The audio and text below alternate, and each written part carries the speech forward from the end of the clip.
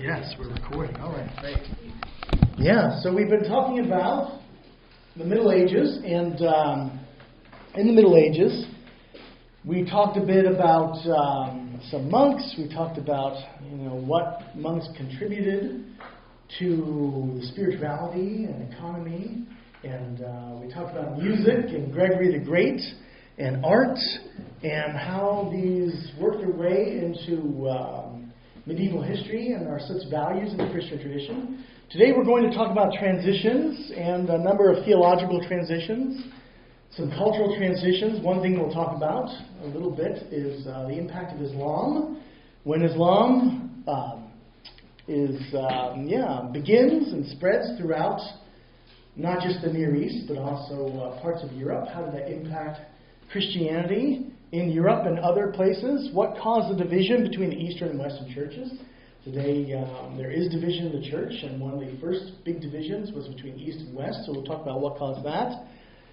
Atonement theology has a foundational event during this time, so we'll talk about what that event is, how it impacts us today, what the Western Church of the Middle Ages, why do they focus so much on Mary in the Catholic Church? Was that always the case? How did that come about? We'll talk a little bit about that. And the baby Jesus. Why was he so important to St. Francis of Assisi? And we see baby Jesus today. That wasn't always the case in the church. Focus on baby Jesus.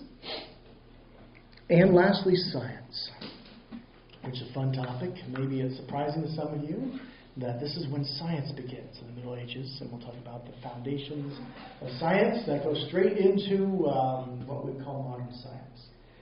So we start with Islam. When you think about Islam,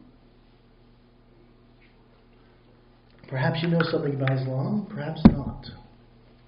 Some undergraduate students of mine think Islam is a version of Christianity, but there's a lot of similarities, but there's not a direct connection. Muhammad was a prophet who had a revelation in the 600s, and we don't know a certain birth date of him, but he died in 632. And this revelation had to do with God being one, and the Quran was dictated to him according to Islamic belief, and this movement spread.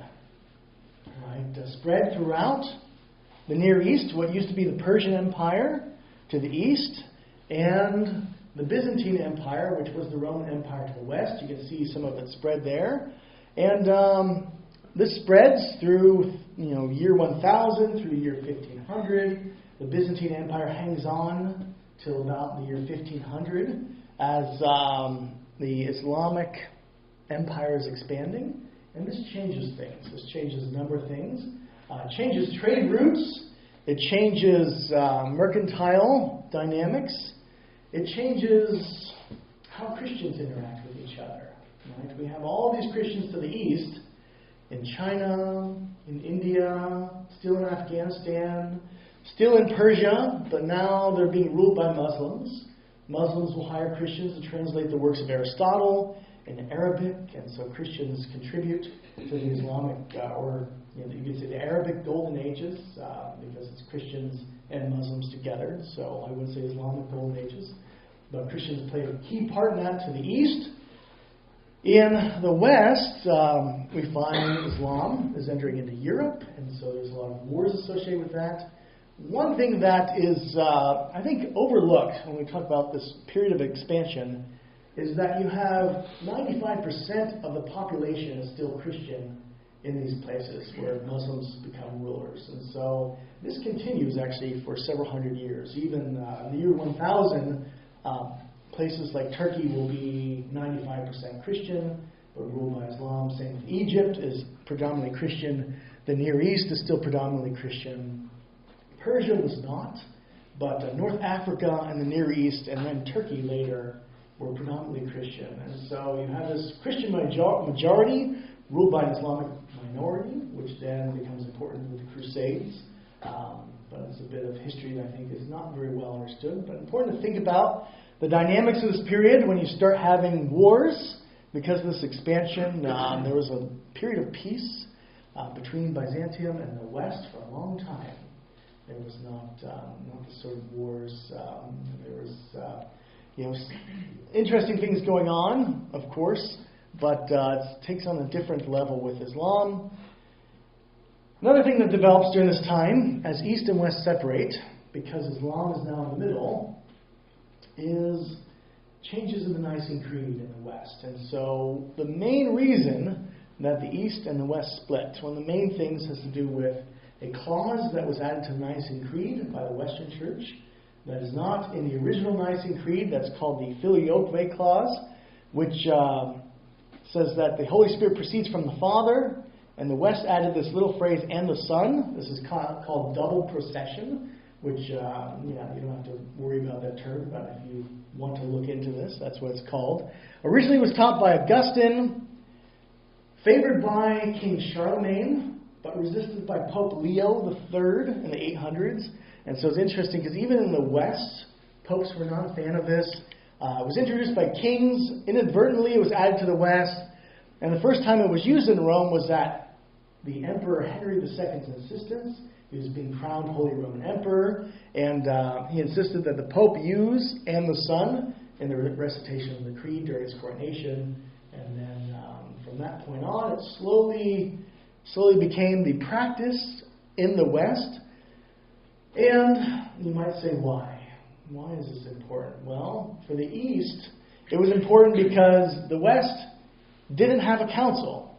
Right? They didn't even really have a theological justification. The theological justification came later. Some would say, well, it shows more equality in the Trinity, perhaps. Or others would think of reasons why and the Son was important. But this was not the original creed, and this becomes an issue in the Reformation. The East would argue it's not faithful to Scripture. This is the word Scripture uses. Where the Son is begotten by the Father, and the Spirit proceeds from the Father, is sent by the Son, but doesn't proceed from the Father. And eventually this becomes the main reason for the Eastern and Western Schism in 1054. This addition that the West, I think it's more the theology is important, but it's more the idea that the West is starting to make unilateral decisions without the rest of the church. And the East is not like popes pretending they're monarchs and rulers of the church. The East is saying, no, the church is a council. It's not a monarchy. But the popes start to become more powerful in this time. And you have a major division in how church is run. But even as early as the 1300s, you have reformers like John Hus saying, I like the Eastern model better. And John Hus is in Bohemia, which used to be Eastern Orthodox, but then Catholic rulers take over, and all of a sudden things change. And so John Hus is saying, let's go back to the old ancient creed. Let's have, bread and wine, so everyone can take it, things like that. The service, the liturgy in the language of the people.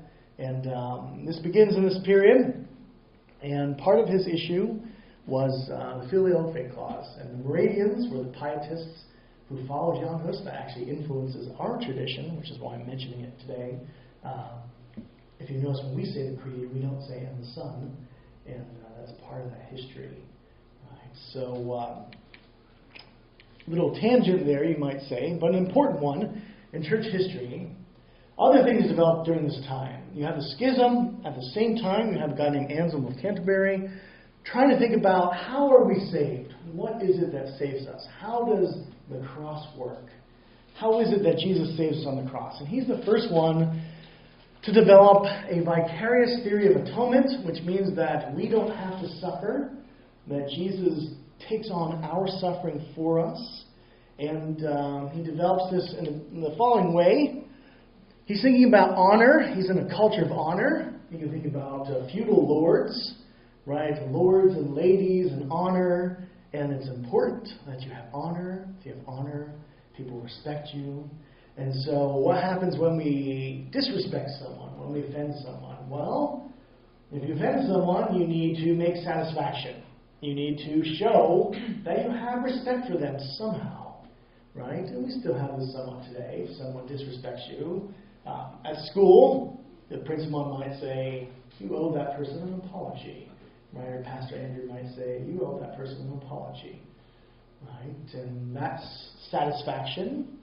You make amends, you make things good, you atone. So how does atonement work with humans? Well, humans have disrespected God. Humans have dishonored God. This is what Anselm calls sin.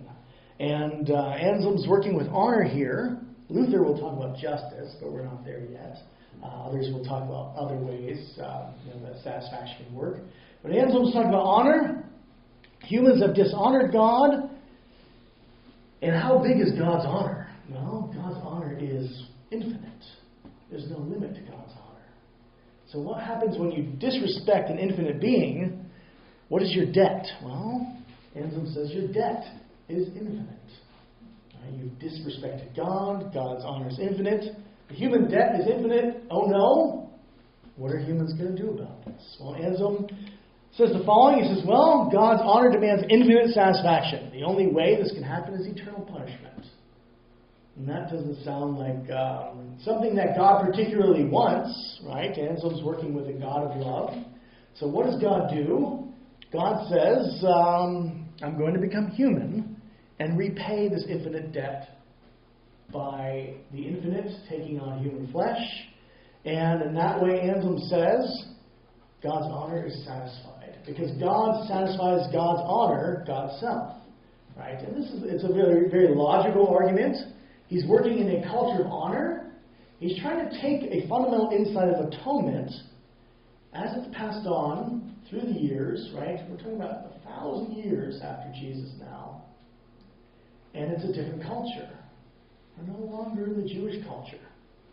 We're no longer in a culture that understands the Passover lamb in the way that Jews at the time of Jesus did. Or the other metaphors that are being used in the New Testament. So Anselm says, how do we make sense of atonement to the people that he's ministering to? And this is the way he does it. They understand honor. They understand culture of honor. And he says, this is one way we can think about the atonement. And this takes on tremendous significance in the West. What's interesting as a point of perspective is this perspective is completely absent in the Christian East.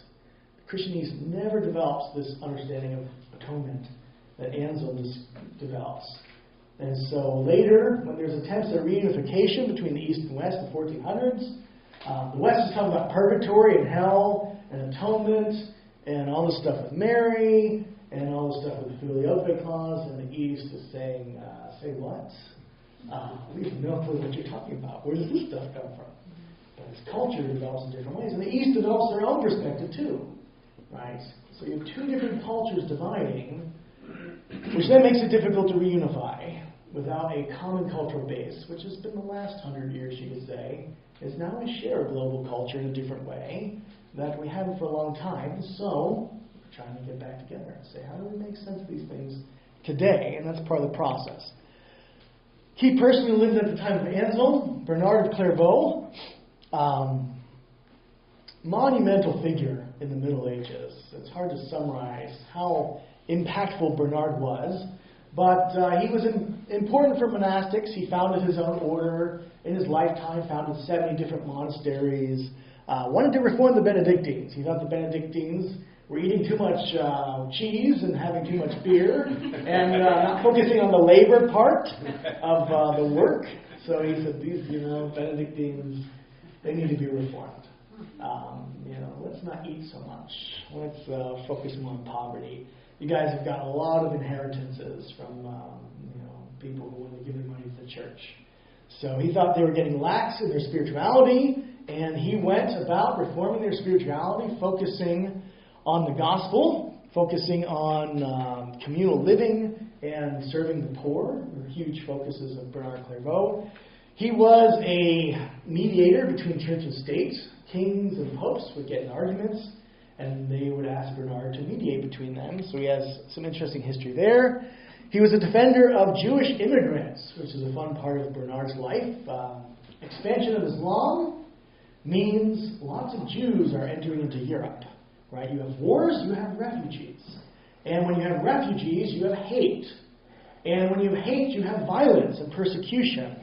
And this is what starts to happen as Jews are moving out of Spain into other parts of Europe especially, because, there's tension between Muslims, Jews, and Christians, like there is today. But a lot of these Jews felt they'd be better off with Christians than Muslims at this time, especially in Spain. There's some complicated history there. But the persecution, they thought, would be better with Christians. And in many places it was. But then when you have lots of immigrants, people start persecuting them. And Bernard would go around preaching sermons to love your neighbor. That Jesus was a Jew. Right? And so he was against anti-Semitism, which is, a nice part of his legacy.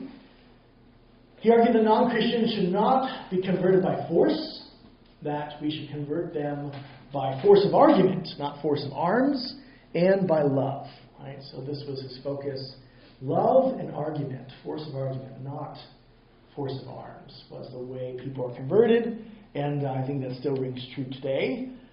He also promoted the Gothic style of architecture. So if you go around Europe and you see all these beautiful Gothic churches, Bernard is also one of the key people to thank for that. Campaigned against abuses and corruption in the church.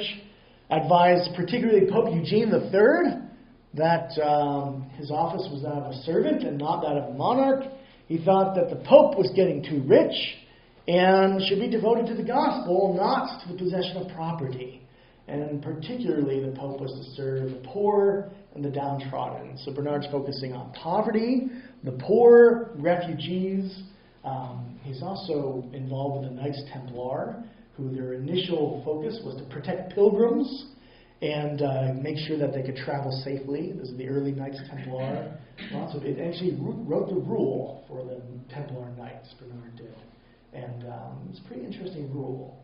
There's service to the poor, to the pilgrims, to those who can't protect themselves as they're traveling throughout Europe and in the Near East. And some interesting stuff that Bernard does. But one of the most interesting things he did was he was absolutely devoted to Jesus' mother Mary. And he thought in Mary we have an example of absolute dedication and true faith. The first Christian, he would say the most humble Christian.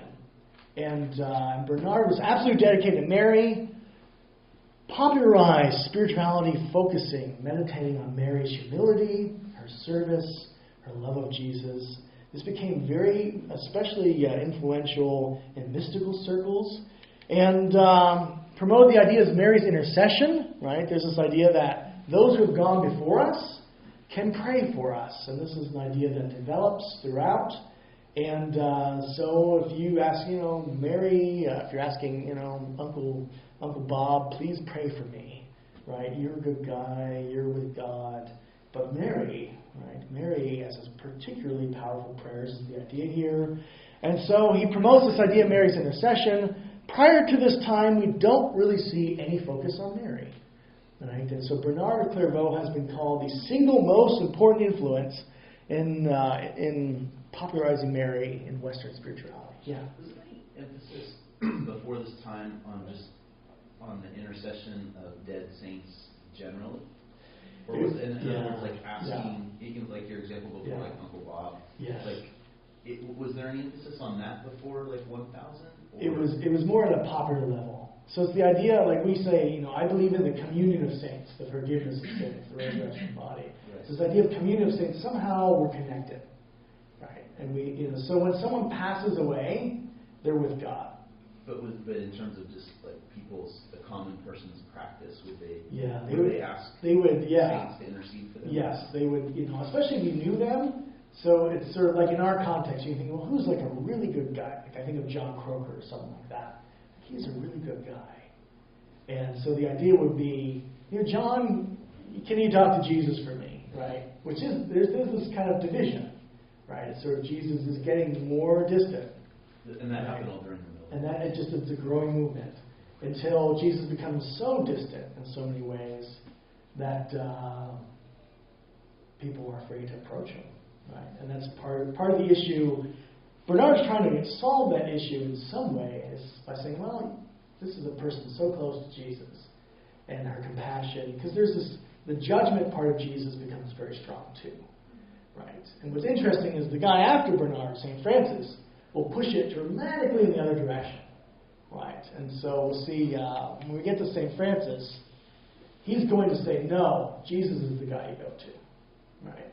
So there's sort of a reaction even to Bernard and Mary, and he's the one who gives us the baby Jesus. Jesus is so approachable, he's like a little baby. In fact, he was a little baby, and he gives us the baby Jesus in the manger scene as a way to focus on. No, Jesus is the guy you can go to. We'll be to Francis in a second. But yeah, you have these movements, yeah. Is that also in the East? There's no focus on, Yes. Mary as Theotokos or these sorts of things? There's a reverence of Mary, but not as a focus of devotion, spirituality, and intercession. Yeah, I mean, the East always loves Mary. It's not that the West doesn't love Mary too, but and the West actually impacts the East too. So there's it's not that there's no communication, especially later. You have sort of Bernard's spirituality moves a bit east too. Yeah. Is that a question? I'll save it for later. Okay. Yeah, so around this time too, we have major economic transitions. We have expansion. We have growth. We have increase in trade. A large mercantile class develops. A large middle class. Lots of wealth. And unprecedented levels of urban poverty. Right? Cities grow. Rich people emerge from this. You have more poor people as well. And you have a large segment of society dislocated from families, alienation. You have separation from the church and your average person, right? Even though originally Latin was the language of the people, by this time it becomes a language of specialization. We're talking about French people, German people, English people, but these people no longer speak Roman. These are converted barbarians, right, who speak other languages. Some of them Latin-based, but they change so much. Like French is based in Latin, Spanish is based in Latin. But at this point, there's a separation between Latin and what people are speaking about. So you have a separation, and this is the context that Giovanni Bernardoni steps into, otherwise known as St. Francis of Assisi. He is part of this wealthy urban class. He is the son of a very rich silk merchant. And, Francis is into partying. He's a flamboyant youth who enjoys troubadour love stories, poetry, and riding around his horse, and writing poems, and enjoying fine foods, fine wine. And I thought part of being a troubadour is being a knight. So he says, I will go off and be a romantic knight. And didn't work out like he thought. Gets taken captive. War's not so fun. And this changes him. He's powerless. He's sitting in a prison, powerless. Eventually gets ransomed. His dad buys him back, and so he's fine. They know he's a rich kid. So not too much harm comes from him. But he reflects on his circumstances. That he's powerless to do anything. And he changes. He's more compassionate. He's less flamboyant. He's less of a partier. Right? But he still wants to be a great knight. He thinks, okay, now he's into courage, and he wants fame. Right? He's going to try his hand again at war. So he goes off to battle to fight against a neighboring Italian city, and something happens. We're not exactly sure what. The way it's recorded is he had some sort of vision that changed him forever and made him turn around and go home. And he changes dramatically. He's not interested in people, in parties, in money. He's interested in solitude and isolation. He's interested in reflection and especially prayer. He won't stop praying. His parents are thinking, what has gotten into our boy?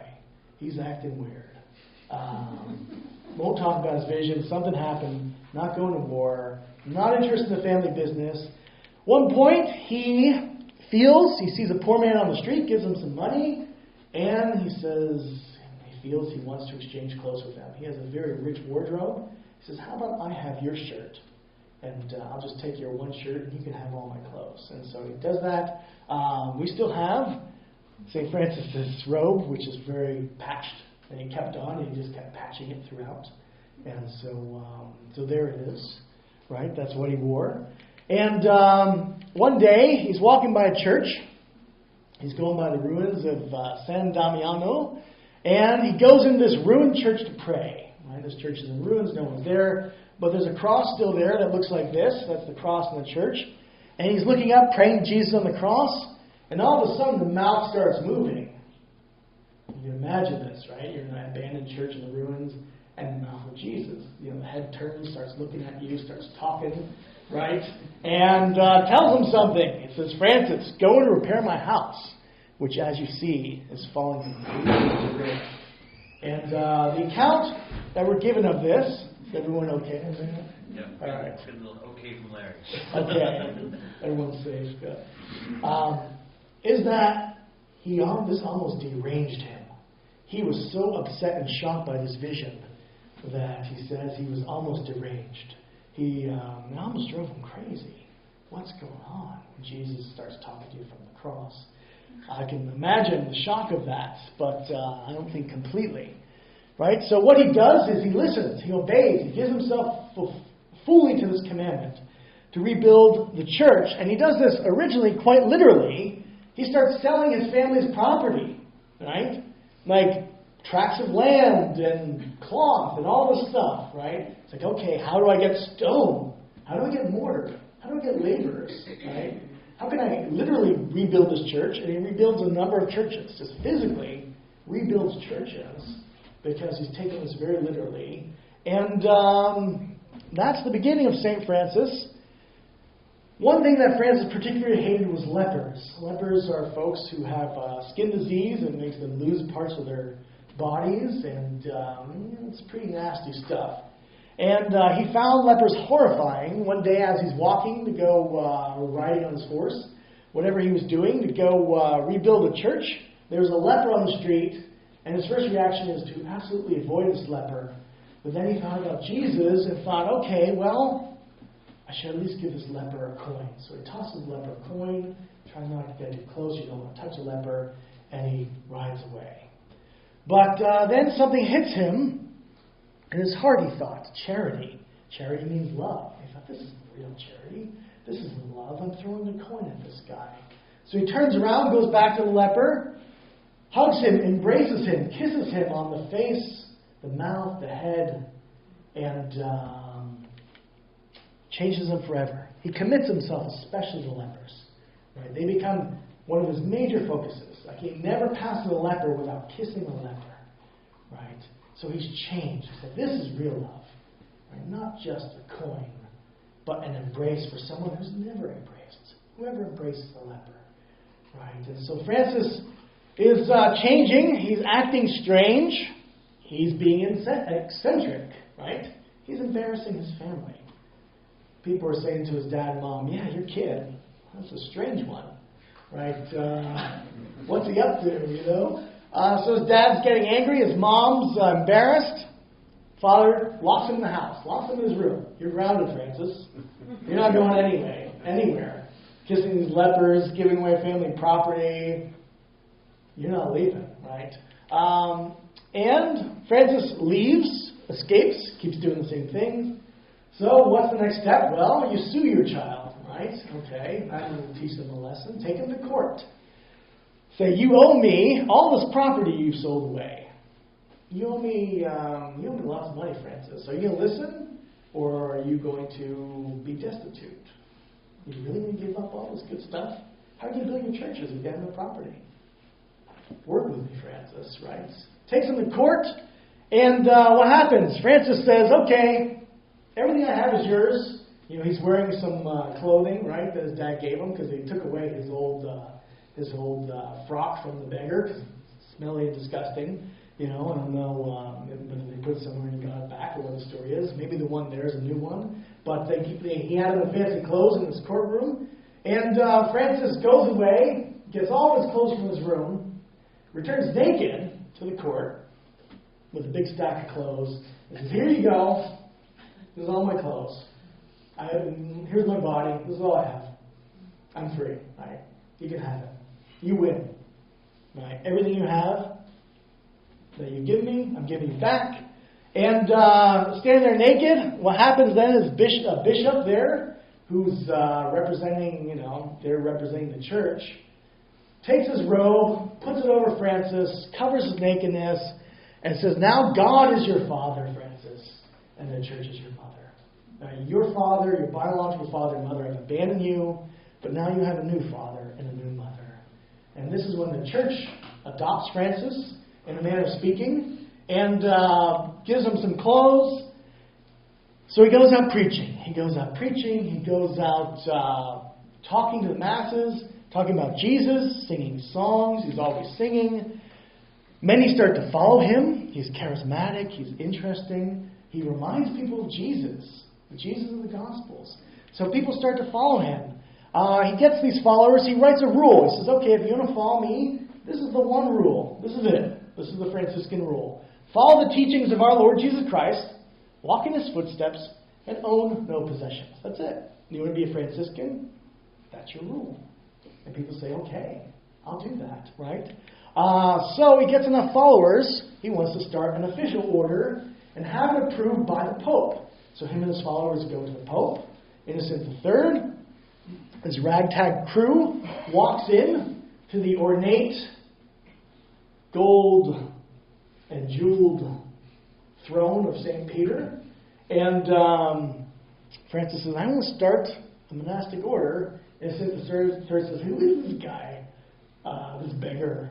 Get out of here. He kicks him out, right? St. III kicks him out. And says, go on your way, We're not interested in beggars, essentially.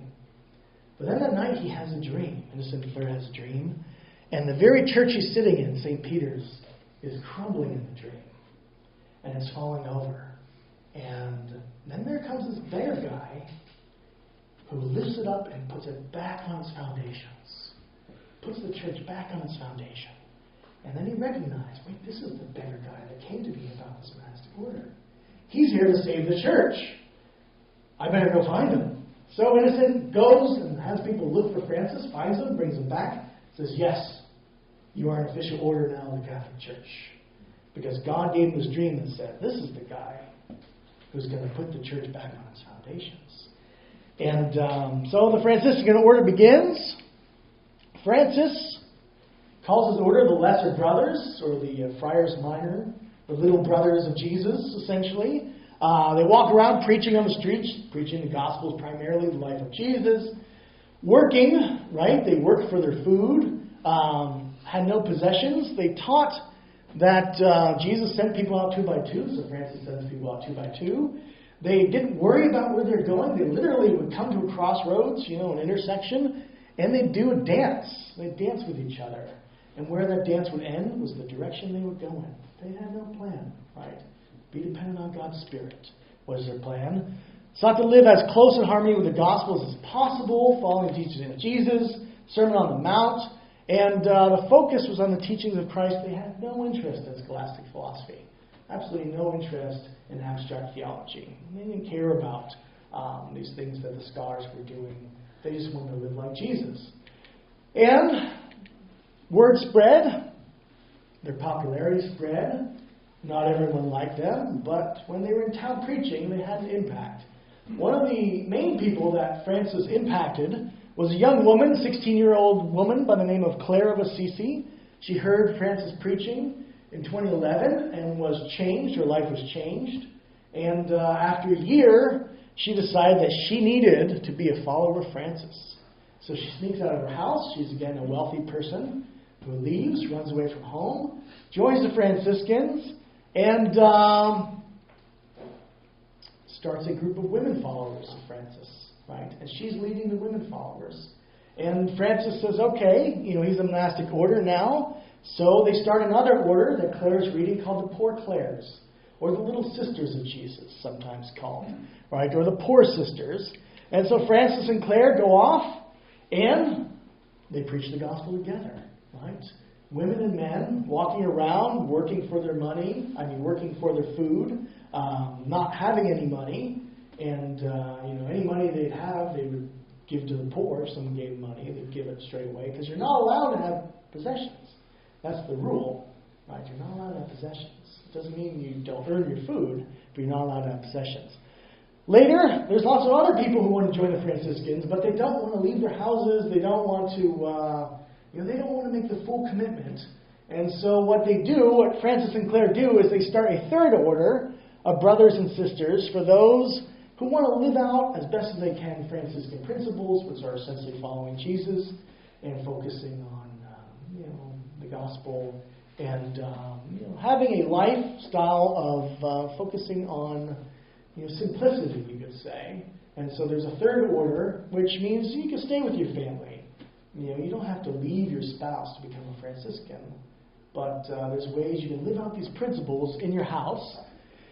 Other things Francis did, beautiful story. He really had a heart for Muslims. There's Muslims, he knows of Muslims in Spain and other places, and he thinks, I want to meet the Sultan. So he gets people to take him to Egypt to preach. He says, I just want to have an interview with the Sultan Al-Kamil. And so he goes there, crosses into enemy territory, 100% expecting to be killed. But he said, if I'm killed, that's God's will, so be it. And him and a couple Franciscans go over. And before this, actually, it's interesting. He's there at the gate. The guards meet him. He doesn't know any Arabic. They're thinking, who is this beggar monk? And they're poking fun of him and kind of pushing him around and, dump some stuff on him.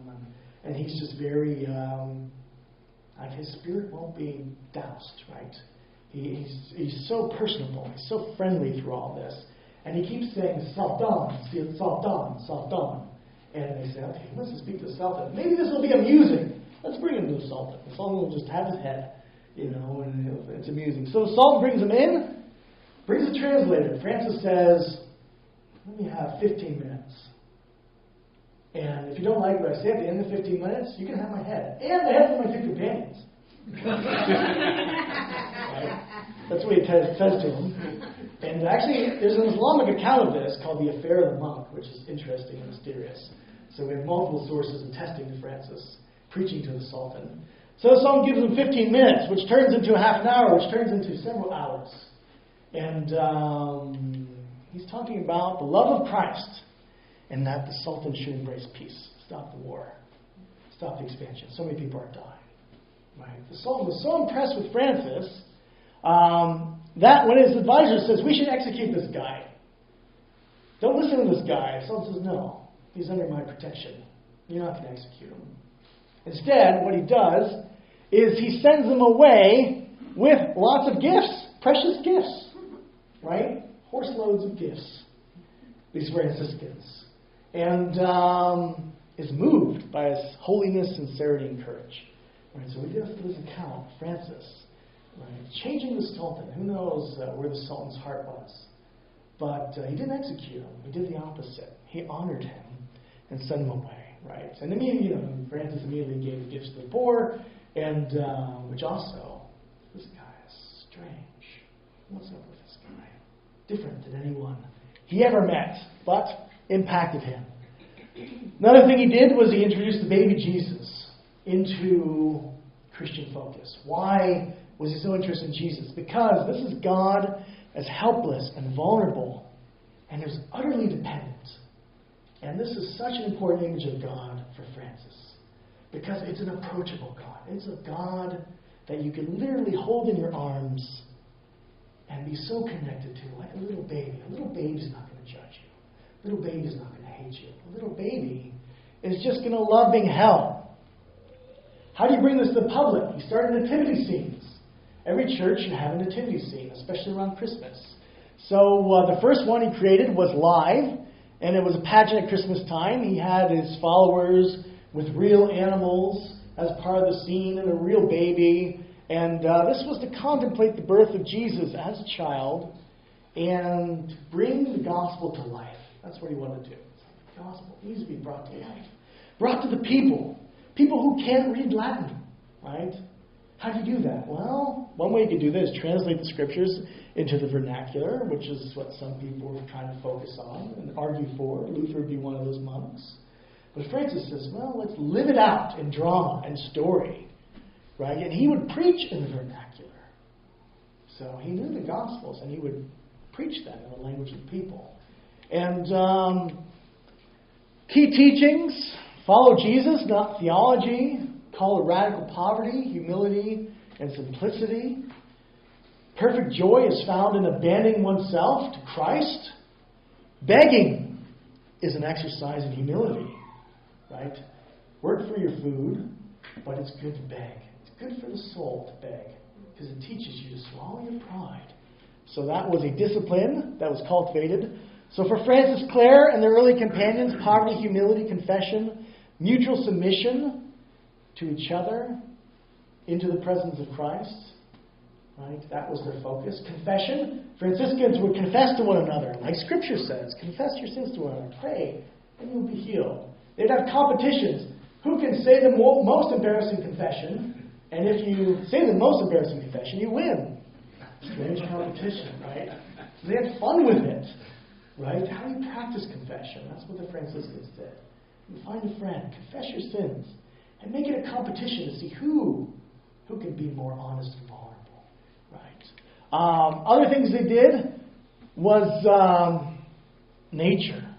Nature was a focus of the Franciscans. That God is found in nature. There's beauty, harmony in the created order. That all these creatures are brothers and sisters of the same God. Right? These are children of the same God. So there's wonderful stories of Francis and birds and wolves and other animals as well. He had a strange charisma with animals. Animals would approach him. Birds would flock around him. There's a case of him talking to this wolf that killed a number of people, and Francis approaches this wolf of Gubbio, and all the people of the town got together because they thought it'd be interesting to watch a monk being eaten by a wolf.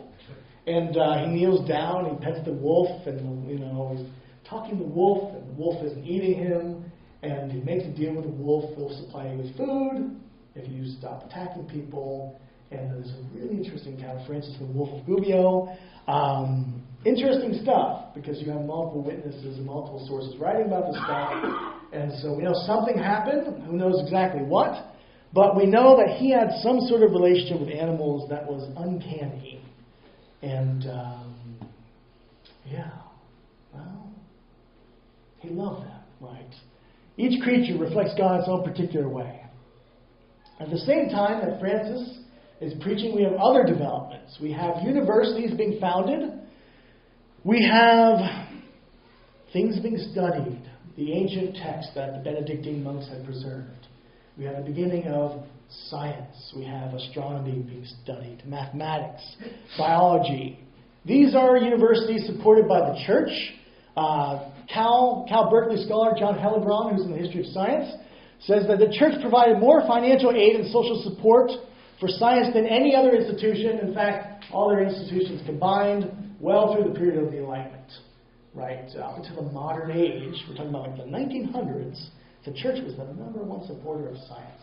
Jesuits themselves published over a third of scientific papers in the 200 most essential years of the scientific revolution, and electricity and all these other things, right? Why are they so interested? Well, nature's part of it. Francis actually helped this focus on nature. Universities had intellectual room for free inquiry. Natural science was a key part of the curriculum for hundreds of thousands of students between 1100 and 1500. And this is the heart of the so-called Dark Ages. Interesting quote here. By the 1400s, enrollment in European universities reached levels unmatched into the late 19th and early 20th centuries. And that's even population declining, right? So the percentage of people in universities was very high even throughout the Black Plague and fires and all this other stuff. Population is going down, but university enrollment is going up. Right? It's difficult to overstate the impact of universities in the West, but one thing that comes out of universities is science. And a key figure in this period is a guy named Nicholas of Cusa. Himself made significant contributions to a number of fields. He was the inventor of concave lens spectacles, which you can see the spectacles that he invented there, and wore them himself, right, to help with the scholarship. Read too much, so he needed reading glasses. So what do you do when you need reading glasses? Well, you look at who's doing lenses and you make your own, right? That's what you do then, right? Worked to achieve unity and harmony in the church. He was an ambassador to Constantinople, so he tried to unite the East and the West, and actually was pretty effective in making bridges between the East and the West. Brought back Greek representatives, brought back, he was bringing the Greek language back to the West, and brought back important manuscripts. We can thank him for some key manuscripts that would have been destroyed if it wasn't for when Islam takes over Constantinople and the city burns. Well, Cruzs had brought back a lot of copies of manuscripts that probably would have been lost if it wasn't for him. Appointed a cardinal eventually. At one point, he was actually the administrative head of the entire Roman Catholic Church. Not the Pope, but the administrative head between popes for a while. And good guy. Not a saint. No miracles associated with him. But, unless science itself is a miracle, you could say. But wrote a popular book, most popular book of his age, on learned ignorance, where he gives us a method of discovering truth about both God and nature that has to do with focusing on what we cannot know. In order to reflect God's majesty, he says the universe that God created must be limitless and unbounded, if not quite infinite. That's a strange way of talking about the universe. Right? The universe is limitless, but not bounded, if not quite infinite. Right? This is an interesting guy. Right? Notice this is not the Ptolemaic system or the system of Aristotle, where the universe is finite. And Cruzs says, no, I don't like Aristotle. I think Aristotle's wrong. Actually, there is no fixed center of the universe. That means Earth is not the center of the universe. So he breaks with Aristotle. He says the Earth cannot be in the center, and just as the Earth is not at the center of the universe, so the sphere of the fixed stars is not its outer border. He's completely dumping the Aristotelian universe. 1440. Wait, that's Galileo, mid-1600s. Right? Galileo was not the first to go this path. Galileo was actually following Cruzs in a lot of his research. So it's a school of thought. But Cruzs is the head of the church. He's a cardinal, not a heretic. How's he doing this? Right? More complicated than we think, this history of science and religion, and Cruzs shows us that. The earth is moving, although we do not notice, because we are riding along with it. Wait, that's strange. In the 1400s, develops the concept of inertia, argues the sun is another star, earth is another planet, in the vastness of the cosmos, the stars are other suns. Alien life forms could exist elsewhere in the universe. A cardinal in the 1400s. Absolutely orthodox. Did anyone kill him? Did anyone burn him? No. His book was the most popular book of his day. Right? On learned ignorance is where he's arguing all this. Orbits of the planets are not perfectly circular. Later, Johannes Kepler will prove that. Gets the inspiration from Cruzs, who's contemplating it. He says, even if it might seem otherwise to us, neither the sun nor the earth nor any sphere can describe a perfect circle by its motion. He knows this. He recognizes this from his studies. Nor is a sphere or a star's motion at one moment even precisely equal to their motion at another. Right? Insights that Kepler wouldn't develop for a couple hundred years are already there in their initial form in Cruzs. Self-restriction knowledge, he says, is essential for a genuine scientific method. So he's talking about a scientific method. Science is knowledge. How do you get knowledge? You need method to get knowledge. He says, well, how do you get this? You have to understand your perspective, right? Perceptual knowledge, if you're observing something, you always have a perspective. It's arrogant to think you can know everything like these scholastic theologians over here, Thomas Aquinas and the gang. Right, so he's not a big fan of scholastics who think they can know everything. So instead, we have to focus on learned ignorance. How do you do that? Well, he says, first of all, you need to know that the more we know of our own ignorance, the more we might attain true knowledge of both God and creation. And mathematics can help.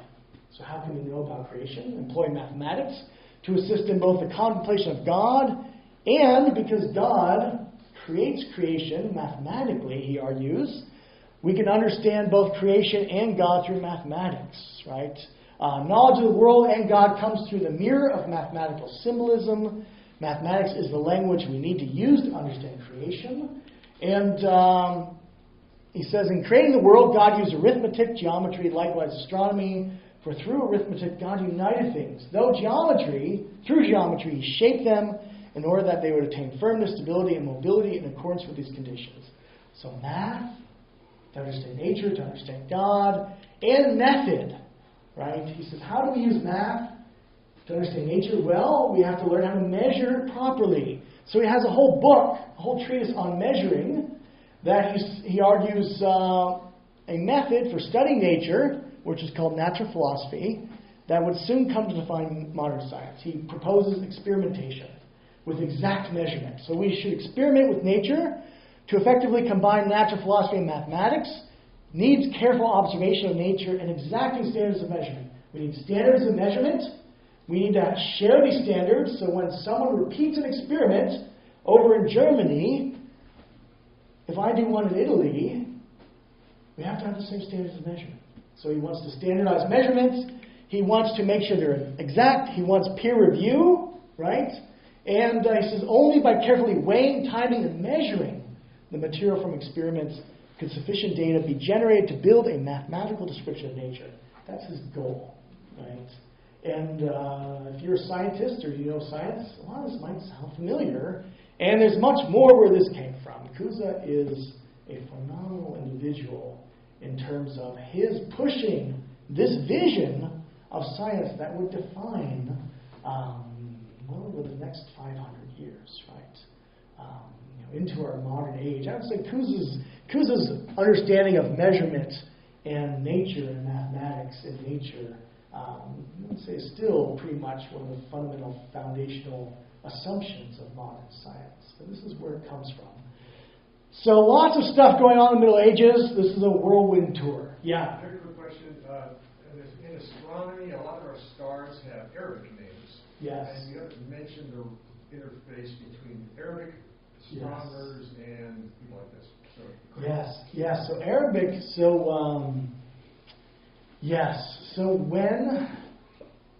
when the Byzantine Empire falls, Cruzs is actually someone who's bringing a lot of this stuff in Arabic too.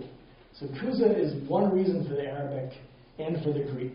He was a man. He would bring boatloads of manuscripts back to the West, and he encouraged every time someone goes east, bring manuscripts back.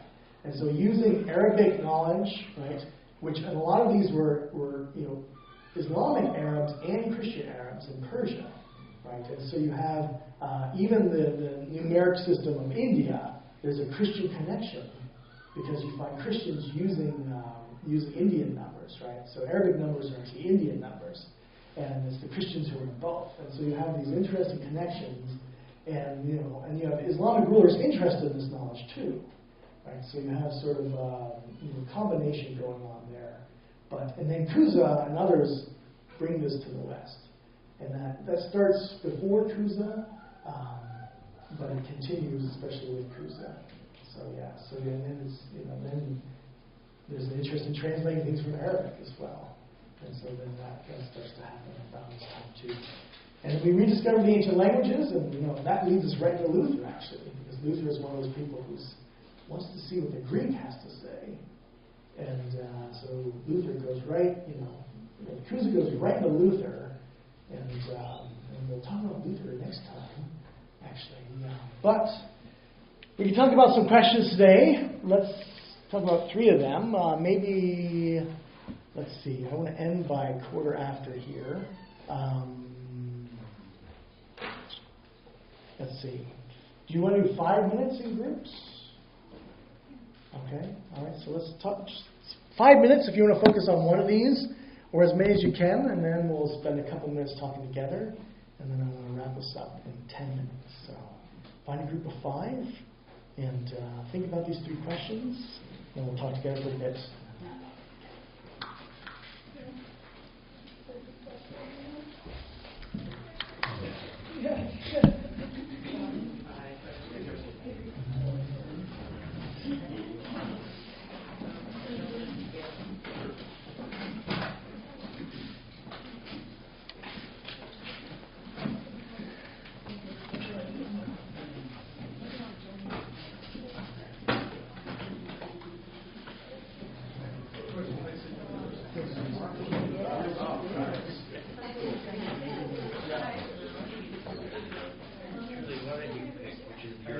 favorite question up there.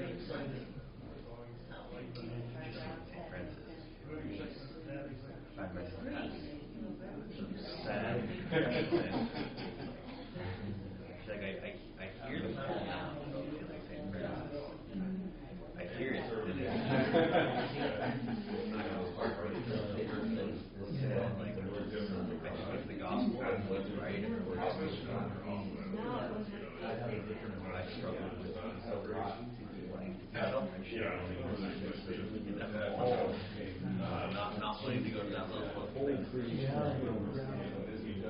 I wish I had a more sophisticated answer. It's hard to imagine. Everything that I have.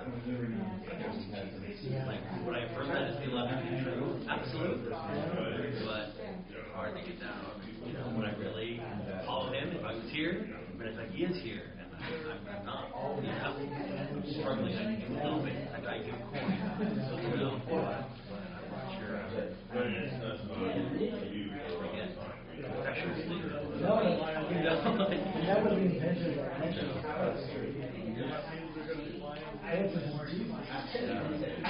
And what he's saying is different than gospel. People follow it and they didn't have to share. I believe how much we but maybe the Jesus that brings us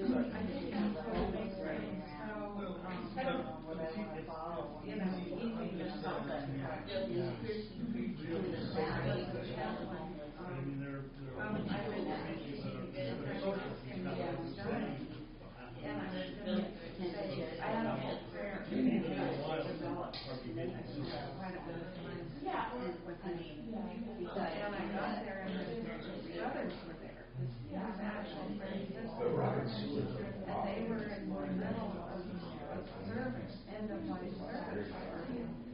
And I was just, baffled. I was kind of quiet. I didn't know what to do. And they said, well, and then they did me well. And I explained that I had, because prayer. And they said,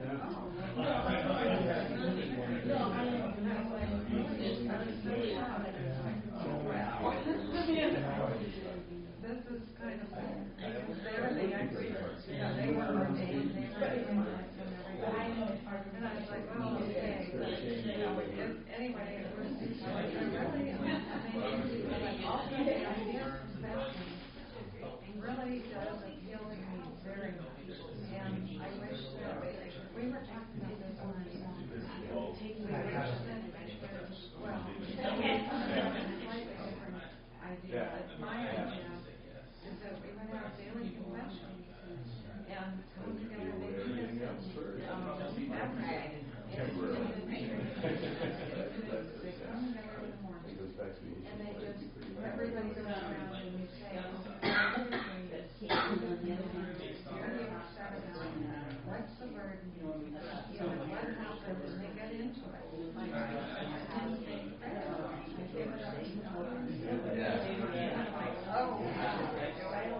This would be so good.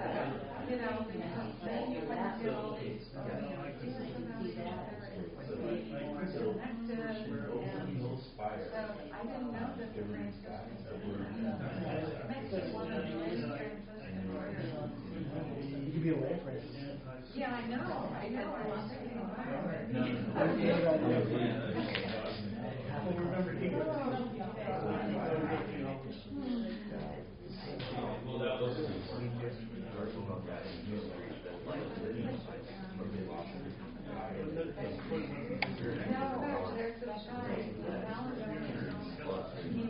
I spend about one more minute wrapping up your discussions.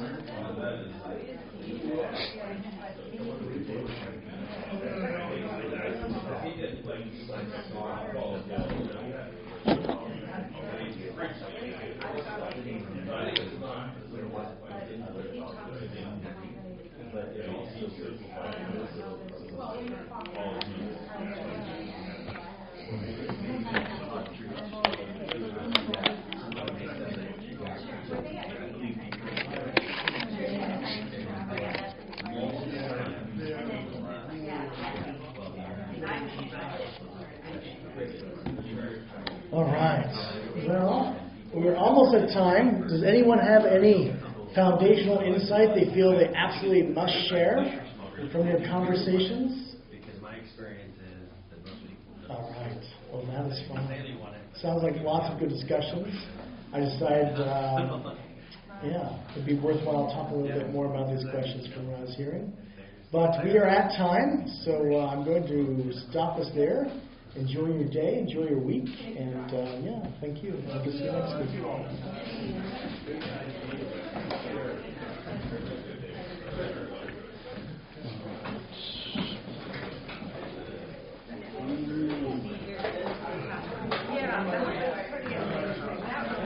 Yes, and thank you for, if you can take some chairs, or at least your own chair, it would be much appreciated. Thank you.